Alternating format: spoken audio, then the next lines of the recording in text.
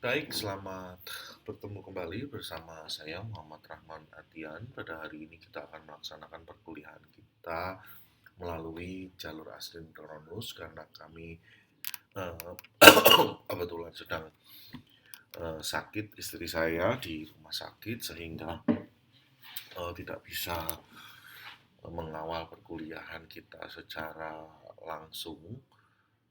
Namun demikian perkuliahan kita tetap akan kita laksanakan agar materi bisa tersampaikan dengan baik dan sempurna. Baik teman-teman, hari ini kita akan belajar tentang bagaimana cara menilai gambar anak yang kedua.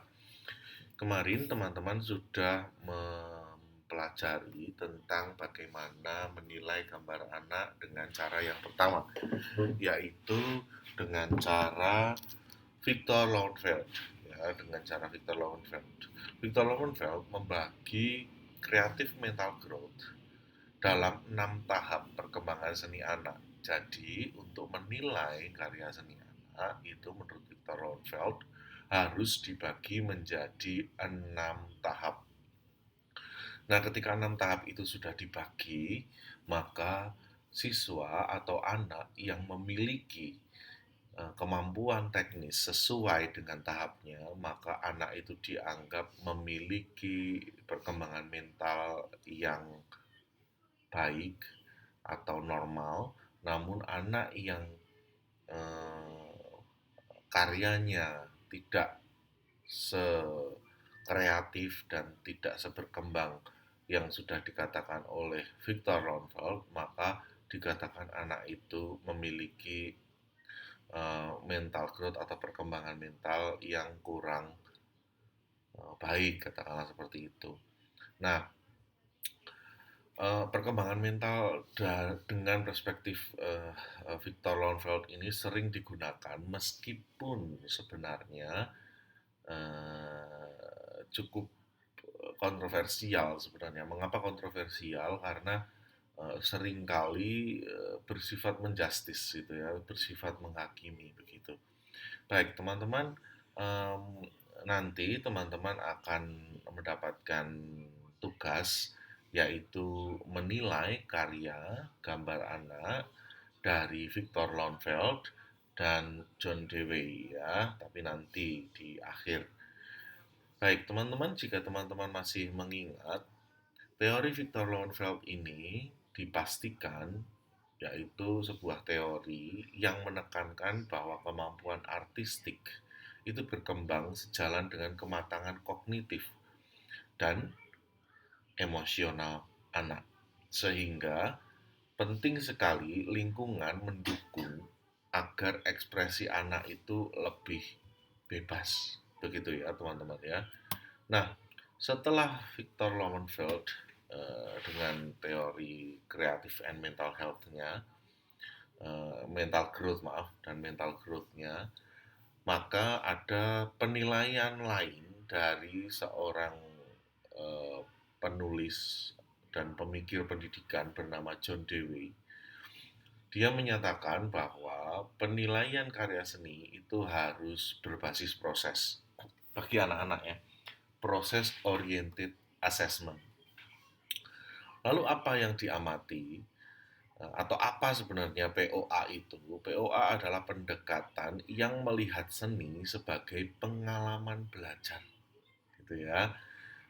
Melihat karya seni sebagai pengalaman belajar. Berbeda dengan Victor Lowenfeld bahwa karya seni itu adalah produk mental growth, ke pertumbuhan mental dan kreativitas. Tapi kalau penilaian berbasis proses itu atau dari John Dewey teorinya itu adalah pendekatan yang melihat seni sebagai pengalaman belajar.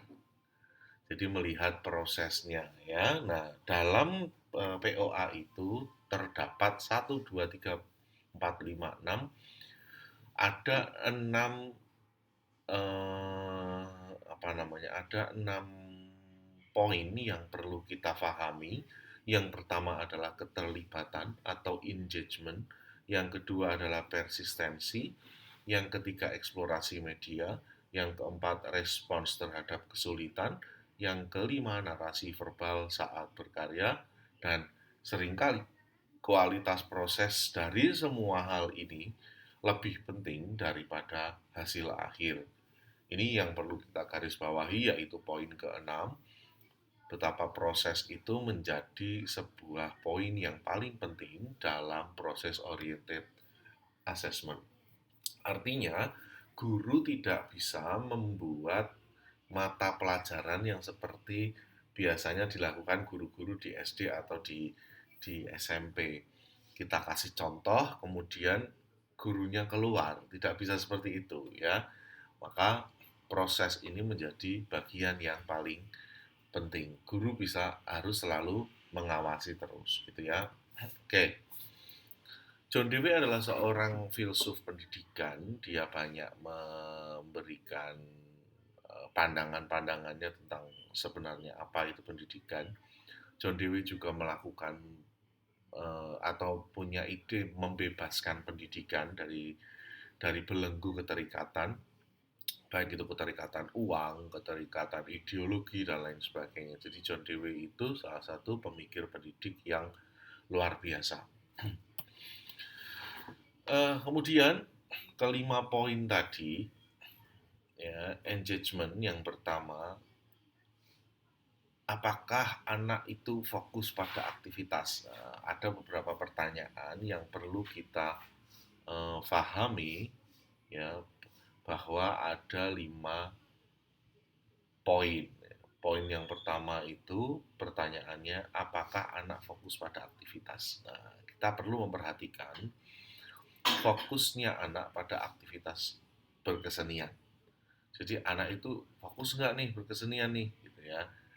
Kalau tidak fokus berarti keterlibatan mereka itu berkurang. Ingat-ingat, proses menjadi hal yang paling penting. Maka kita harus menilai prosesnya terus. Ini anak fokus enggak pada aktivitas, gitu ya. Kalau anak tidak fokus, apakah memiliki gangguan, apakah gangguan mental atau sebenarnya gangguan sosial dan lain sebagainya, gitu ya. Yang kedua, apakah ia menunjukkan minat intrinsik, minat dari dalam, gitu ya. Apakah dia menunjukkan minat dari dalam, artinya dia tidak banyak keluyuran. Biasanya kalau pelajaran menggambar, anak-anak tertentu itu sukanya keluyuran, mencari teman di sekitarnya, melihat gambar karya teman-temannya, gitu ya. Yang ketiga, apakah ia menikmati proses tanpa terdistraksi berlebihan?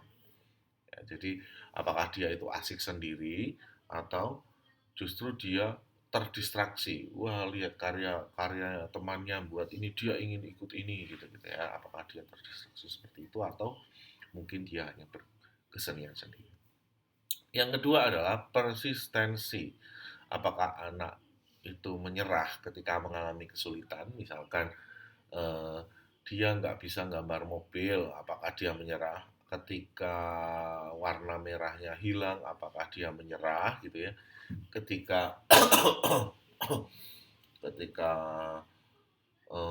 warna hijaunya menghilang, apakah menyerah, dan misalkan kalau harus mengeblok semua gambarnya, apakah dia menyerah, dan seterusnya. Itu persistensi, ya, atau ketekunan. Yang kedua, apakah ia mencoba memperbaiki atau mencari solusi alternatif jika terdapat kesalahan, ya, apakah dia mau merevisi atau cukup. Seperti kalian, misalkan kalian berkarya, karyanya besar, kemudian sudah jadi, tapi ternyata setelah kalian lihat ada hal yang kurang baik. Nah, bagi sebagian mahasiswa yang tingkat persistensinya tinggi, mereka akan mengedit gambar itu, tapi yang persistensinya rendah, mereka akan membiarkan gambar itu. Gitu ya, kurang lebih seperti itu. Gambarannya seperti itu. Yang ketiga, eksplorasi media. Apakah anak itu mencoba variasi warna, tekanan, atau teknik, nah, gitu ya. Jadi yang namanya eksplorasi media, apakah dia benar-benar, anak itu benar-benar mengeksplorasi pensil warnanya, apakah dia menggunakan campuran-campuran warna, misalkan untuk mendapatkan hijau itu ternyata anak tersebut tidak menggunakan langsung warna hijau, tapi menggunakan warna biru dan warna kuning misalkan, ya gitu ya. Apakah dia menekan warna tertentu, misalkan agar hijaunya itu lebih kuat, kuningnya dibanyakin, nah gitu ya, mungkin seperti itu. Apakah ia berani keluar dari pola awal? Apakah anak itu berani keluar dari pola yang mahfum, misalkan langit itu biru, awan itu putih. Nah, apakah anak-anak itu berani keluar dari pola awal itu?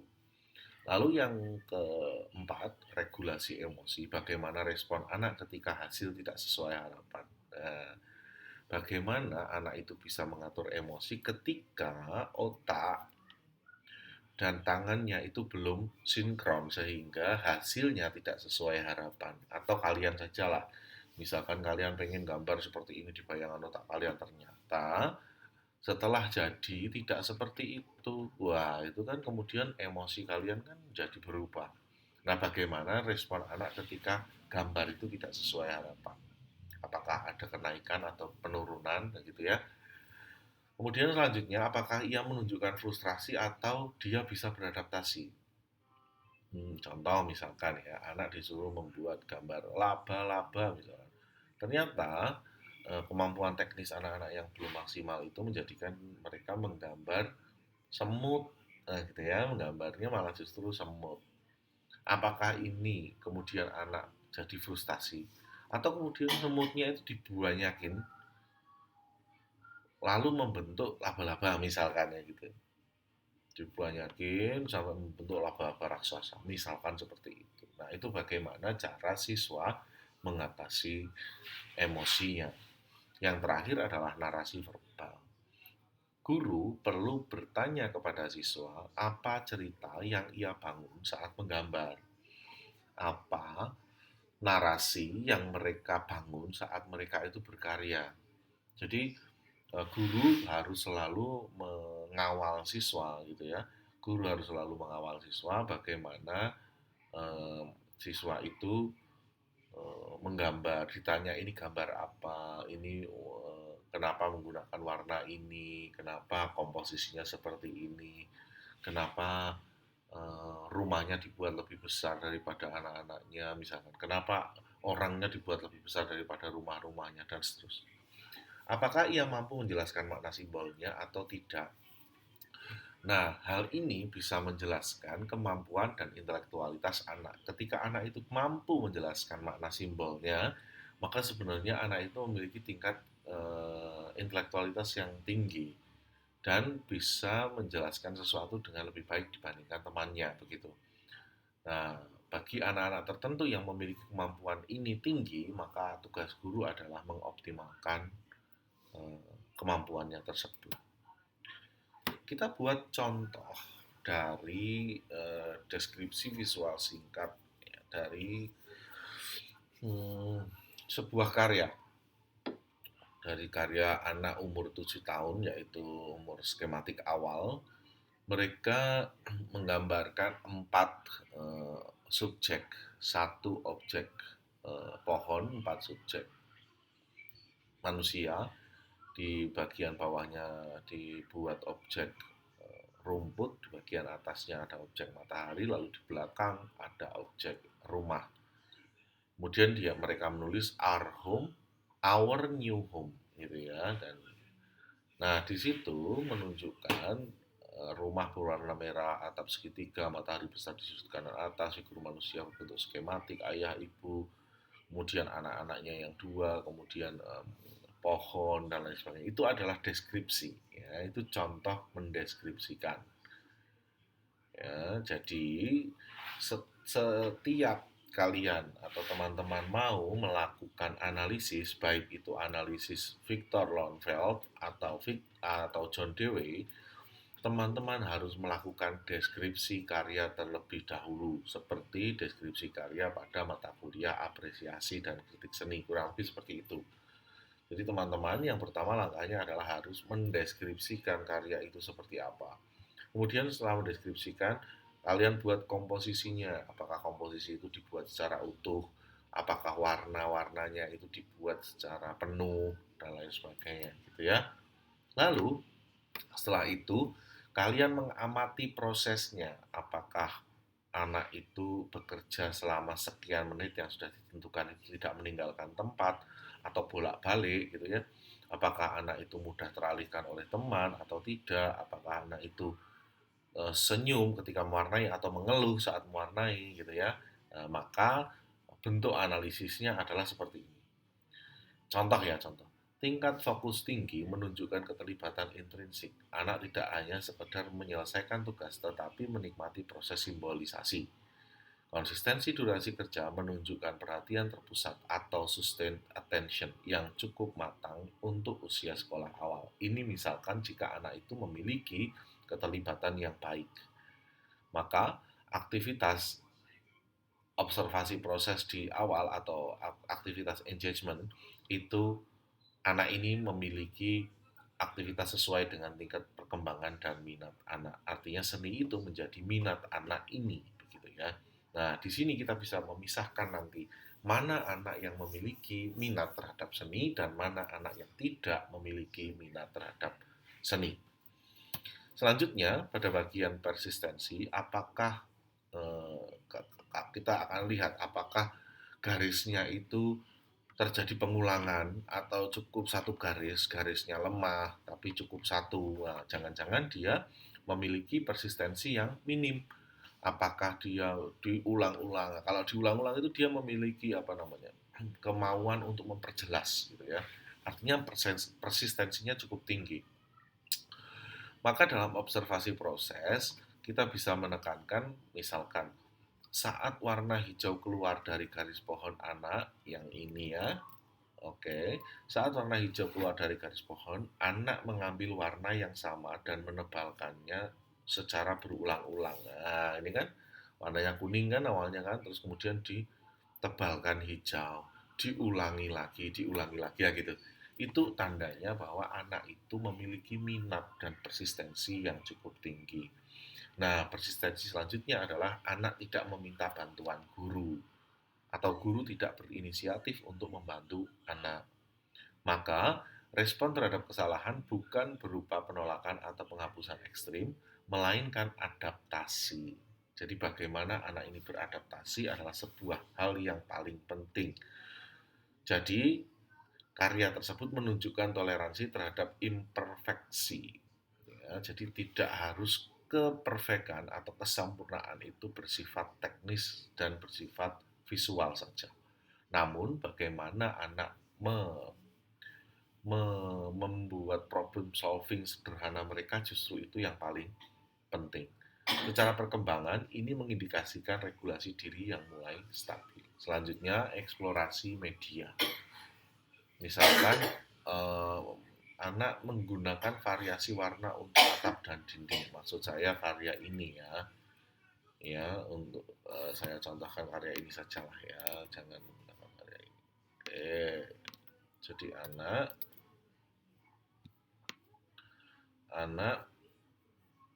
kayak ini ya. Anak menggunakan variasi warna untuk atap dan dinding. Oh, ini atap dan dindingnya menggunakan variasi yang berbeda. Matahari diberi garis memancar, dikasih garis-garis memancar. Lalu tanah diberi garis horizontal sebagai ground line. Nah, di sini bisa ditekankan bahwa anak tidak sekedar mengisi warna, tetapi membangun struktur visual. Ada struktur visualnya, gitu ya. Maka dalam tahap Launfeld ya, ini merupakan ciri perkembangan anak yang anak itu memahami persoalan spasial, memahami persoalan-persoalan hubungan sebab akibat spasial, kurang lebih seperti itu teman-teman. Ya, no, gitu. Ini ya. Jadi mereka memahami bahwa oh ternyata dunia itu hukumnya seperti ini, maka dia dibuat seperti ini dan lain sebagainya. Nah, kenapa rumahnya itu digambar lebih kecil daripada orang-orangnya? Itu ada dua cara berpikir. Kalau berpikirnya ala realis, maka ini bisa dikatakan rumah ini ada di belakangnya. Tapi kalau kita berpikir dari sudut pandang bahasa rupa, maka manusia-manusia ini dianggap memiliki poin atau ingin difokuskan menjadi orang yang ditonjolkan begitu ya. Jadi kenapa ini lebih besar ya? Karena ingin ditonjolkan begitu ya. Maka eksplorasi masih dalam batas simbol konvensional. Rumahnya berbentuk segitiga, matahari ada di pojok tengah, kemudian belum menunjukkan distorsi kreatif radikal tetapi stabil dalam sistem skema personal. Kurang lebih seperti itu ya teman-teman. Misalkan distorsi kreatif radikal itu misalkan bapaknya pakai ada rambutnya pakai rambut pang misalkan, nah gitu, itu distorsi kreatif radikal. Jadi memberikan objek lain dengan objek-objek yang sangat khas dan cukup cukup radikal ya, cukup jauh gitu, cukup aneh gitu ya. Oke. Yang keempat adalah regulasi emosi. Apakah ketika krayon patah anak itu diam, mikir, kemudian mengambil warna lain, atau dia tidak menunjukkan ekspresi, diam langsung ambil warna lain gitu ya. Apakah anak itu menunjukkan frustasi ketika warnanya hilang gitu kan, atau penghapusnya jatuh atau hilang, itu apakah menunjukkan ekspresi seperti itu perlu kita lihat. Maka perlu kita analisis bahwa respon adaptif terhadap gangguan teknis menandakan kontrol emosi cukup baik, tidak ada perilaku destruktif terhadap karya. Lalu yang atau narasi verbal, misalkan guru harus bertanya kepada murid, siapa yang ada di gambar ini? Anak ini bisa menjawab, ini aku sama ibu, ayah, sama kakak, gitu ya. Atau ini aku, ibu, ayah lagi kerja, jadi nggak ada, misalkan gitu ya.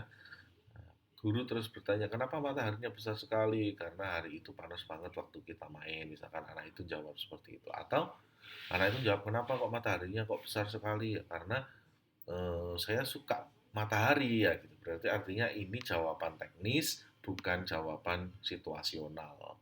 Maka anak membangun narasi kontekstual terhadap simbol jika yang dibangun adalah narasi kontekstual. Jika narasi yang dibangun adalah narasi teknis, maka anak membangun narasi kontekstual terhadap teknis, terhadap persoalan warna. Oh, ternyata dia suka warna kuning gitu-gitu. Figur ayah yang tidak hadir dalam gambar bisa dijelaskan bahwa anak itu memahami kalau ayahnya itu bekerja. Ini menunjukkan bahwa absensi visual tidak selalu bermakna psikologis negatif, tapi seringkali juga bermakna absensi orang tersebut pada saat itu, pada saat momen tersebut. Ya, penting untuk menghindari overinterpretation.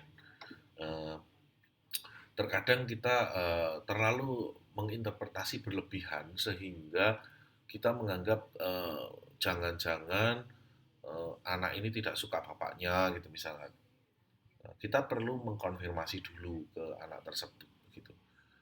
Sehingga apa? Sehingga narasi itu bisa menguatkan bahwa anak menggambar berdasarkan pengalaman konkret standar pola generik, bukan sekadar gambar ekspresi belaka saja. Maka karya-karya yang tadi kita bahas itu terdapat 1, 2, 3, 4, 5, 6 aspek yang perlu teman-teman pahami. Yang pertama adalah engagement, persistensi, eksplorasi, regulasi emosi, dan narasi. Temuannya dari engagement adalah fokus dan antusias, sejauh mana anak-anak itu fokus, persistensi itu bagaimana anak memperbaiki kesalahan dan mengatasi kesalahan, atau sabar saat ada sesuatu yang tidak sesuai. Kemudian eksplorasi itu anak-anak mencari struktur spasial atau mencari kreativitas tertentu. Kemudian yang keempat temuannya adalah adaptif, bagaimana anak itu beradaptasi terhadap gangguan-gangguan. Yang terakhir narasi, bagaimana simbol-simbol itu bisa terjelaskan oleh anak-anak. Dan aspek tersebut kemudian diinterpretasikan. Engagement itu diinterpretasikan sebagai perkembangan minat intrinsik yang stabil. Kalau misalkan engagementnya itu baik, artinya anak itu bisa fokus dan antusias. Itu artinya perkembangan minat intrinsiknya stabil. Jika anak itu bisa memperbaiki kesalahan dan bisa sabar gitu-gitu, maka anak itu memiliki problem solving yang berkembang. Jika anak itu bisa memahami struktur spasial yang tepat, maka anak itu masuk dalam fase skematik. atau bisa lebih gitu ya. Atau setidaknya anak itu memahami skematik gitu ya. Lalu ketika anak itu bisa beradaptasi terhadap gangguan-gangguan, berarti kontrol afektifnya baik. Jika anak tersebut bisa menjelaskan simbol-simbol dengan baik, maka anak itu bisa mengintegrasikan pola kognitif verbalnya. Nah, sekarang Anda silakan membuat tugas dengan cara mencari 4 karya dari anak-anak yang usianya beragam di dekat rumah Anda. Ya, minimal 4 karya. Silahkan Anda cari dari anak A, anak B, anak C, anak D gitu, terus disuruh gambar, atau tidak perlu gambar di rumah Anda. Tapi saya sarankan menggambar di rumah Anda gitu ya, disuruh gambar di rumah Anda. Nanti Anda membuat deskripsi dari karya itu. Ya, setelah Anda lihat gambarnya, Anda deskripsikan karya itu terdiri objek apa saja, dia tergolong dalam gaya apa gitu-gitu ya. Oke, dideskripsikan dulu. Lalu kemudian setelah dideskripsikan, analisis objeknya. Misalkan bentuk putih yang bagian kiri itu adalah awan, payung, dan lain sebagainya. Lalu selanjutnya Anda perlu menginterpretasi dari sisi Victor Lowenfeld. Apakah karya ini masuk ke dalam mana eh, apa namanya skema yang mana? Apakah skema scribbling, pre-skematik atau skematik dan seterusnya. Drawing realism, pseudo naturalistic, decision stage dan lain sebagainya gitu ya. Jadi teman-teman bisa melihat anak ini sebenarnya seharusnya itu ada di tahap mana, tapi kok ternyata anak ini ada di tahap ini gitu ya. Apakah anak ini kemudian berapa namanya memiliki kemampuan teknis yang lebih dari anak seumurannya atau tidak gitu-gitu ya. Baik. Selanjutnya Anda juga perlu memahami gaya dari John Dewey, jadi Anda harus menginterpretasi menggunakan gaya John Dewey, yaitu dengan cara melihat keterlibatan atau engagement gitu ya. Anda lihat keterlibatannya yang tadi saya jelaskan, nanti bisa diulang videonya, persistensi, eksplorasi media, respon terhadap kesulitan, narasi verbal saat berkarya. Jadi Anda secara proses harus mengawal, sebenarnya harus mengawal terus, kemudian Anda catat kawalan Anda hasilnya seperti apa untuk melihat proses mereka seperti apa. Ya, kurang lebih seperti itu teman-teman. Untuk template-nya bebas, tapi saya sarankan Anda bisa membuat template berupa ini dulu, tabel dulu, itu lebih mudah. Tabel dulu, gambar, kemudian di bagian kanan analisis Victor Lowenfeld, mereka masuk kemana, kenapa gitu ya. Yang di atas pertama deskripsi dulu, kemudian di bawah tabel, analisis Lowenfeld, dia masuknya ke era apa, kenapa gitu ya. Kemudian di bawah gambar, keterlibatan dicentang, persistensi dicentang, dan seterusnya. Terus kemudian di bawah dijelaskan kenapa kok anak ini disebut memiliki engagement yang tinggi atau persistensi yang tinggi ya gitu-gitu dijelaskan. Jadi menggunakan tabel jauh lebih mudah. Baik teman-teman, silakan bisa bertanya ke saya sebagai dosen mengabu untuk melalui WA saja ya, tanyanya melalui WA saja. Nanti teman-teman minggu depan akan kita akan bersama-sama membuat eh, apa namanya atau membahas tentang penilaian gambar anak ketiga, yaitu menggunakan teori penilaian ekspresif dan emosional. Kalau yang tadi itu penilaian proses, yang pertama itu penilaian umur atau stage gitu ya. Nah, maka minggu depan kita akan menilai bagaimana bentuk penilaian ekspresif dan emosional sehingga ketika nanti kita menilai siswa itu kita tidak sembarangan. Baik, teman-teman, jika ada yang ditanyakan nanti bisa WA ke saya langsung. Saya akhiri dulu sampai di sini. Selamat berpuasa, selamat beristirahat. Wassalamualaikum warahmatullahi wabarakatuh.